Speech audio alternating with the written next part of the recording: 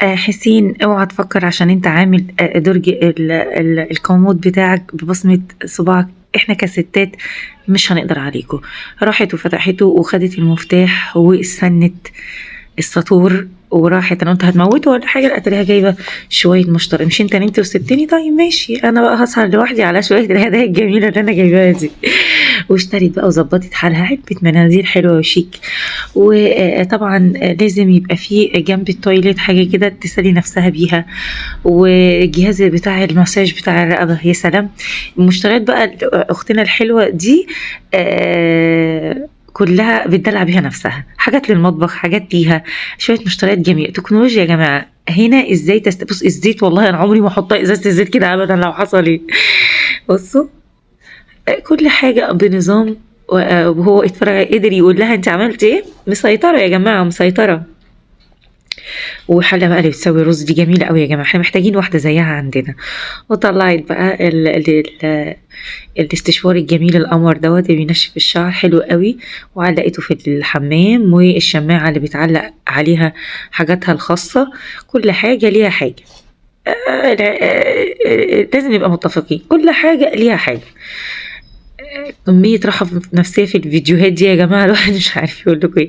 هنا ازاي يأتينا سؤال، ازاي تسخر العلم في خدمة حضرتك او حضرتك. وازاي بقى هنا فن استغلال الزوج.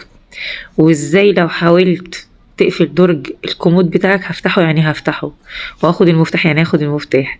بصوا كل حاجة ليها حاجة يا جماعة. مش انا بقى مش عاجبني في كل الفيديوهات الا البتاع الرول دي عجباني قوي. والمراية القمر دي بصوا ما شاء الله ضد الكسر. ما تقلقيش يا عروسة.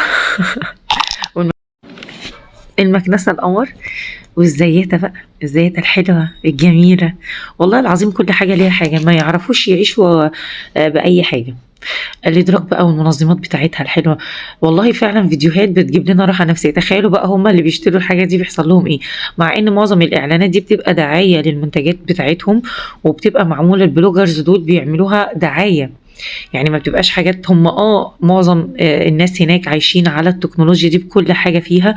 وبالنسبة لهم هم راحة نفسية في كل حاجة.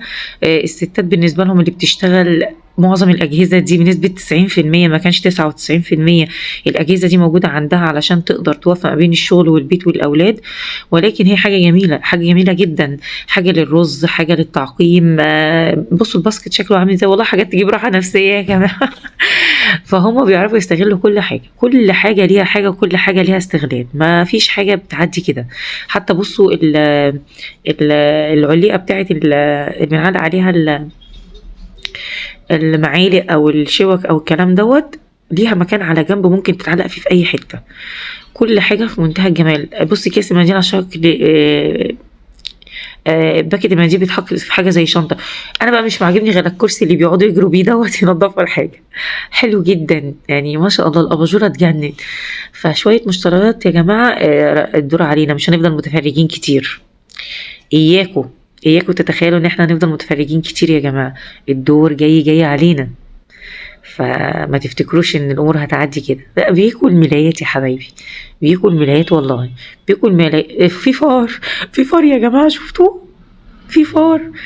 اهم حاجه هنا التدفئه، فانا لازم اجيب مكان حاجه تدفي المنطقه هنا، ما ينفعش. التدفئه شيء مهم، ما ينفعش. فتروق بقى على حالها في اخر الفيديو، وتجيب الاجهزه